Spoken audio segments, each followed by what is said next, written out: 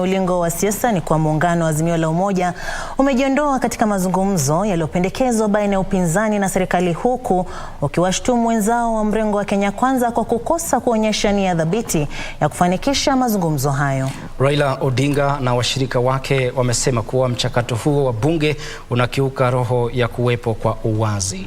Muungano huo Azimio unataka mazungumzo hayo kuandaliwa nje ya bunge. Muungano huo umeutaka upande wa Kenya Kwanza kudhihirisha nia dhabiti ya kujadili masuala muhimu yanayoathiri taifa hili.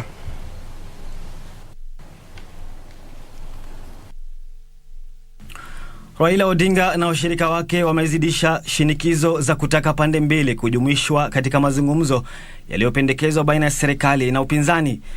Siku kadhaa baada ya kutangaza kurejelewa kwa maandamano, muungano wa Azimio sasa umejiondoa kabisa katika mazungumzo hayo yaliyopendekezwa baina ya wabunge wa upande wa serikali na upinzani. We have insisted on an extra parliamentary process in view of the strictures of debate in parliament.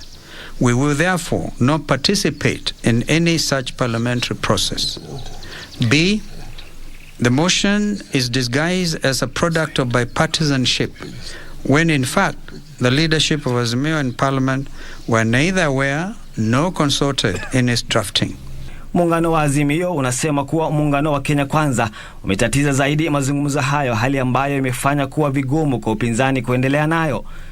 The delay in naming his team is another sign of a lack of seriousness that has been made worse by the inclusion of members of the Azimio coalition in his team, when the whole country knows that respect for multi-party democracy is one of the key issues we have put on the table.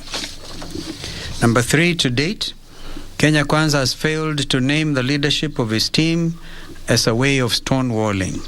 Siku ya Jumanne, kiongozi wa walio wachache bungeni alikataa kuwasilisha orodha ya wanachama 7 wa upinzani kwa spika wa bunge, akidai kuwa serikali ya Kenya Kwanza haijadhihirisha nia kisiasa ya kufanikisha mazungumzo hayo. Motion had been forwarded to the speaker's office about this bipartisan engagement, because that couldn't have been a motion about bipartisan engagement, for the simple reason that my coalition was never consulted.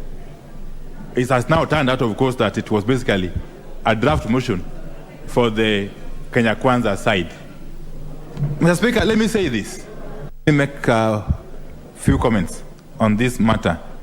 First and foremost, I must admit that I was taken aback when I read in the media that a motion had been forwarded to the Speaker's office about this bipartisan engagement, because that couldn't have been a motion about bipartisan engagement, for the simple reason that my coalition was never consulted.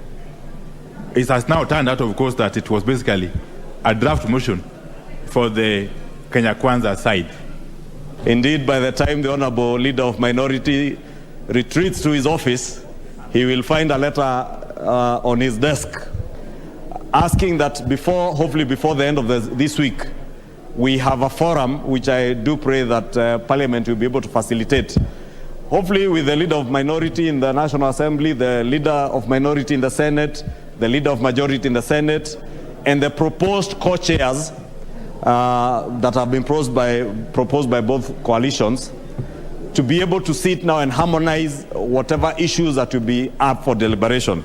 Spika wa bunge la Seneti Amason Kingi siku ya Jumanne alithibitisha kupokea rasimu ya hoja kutoka pande hizo mbili, ambazo zinatarajiwa kutoa nafasi ya kuanza kwa mazungumzo baina ya wabunge wa serikali na wale wapinzani.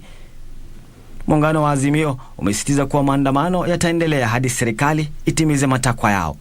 Khalid Abdullahi, Darubini.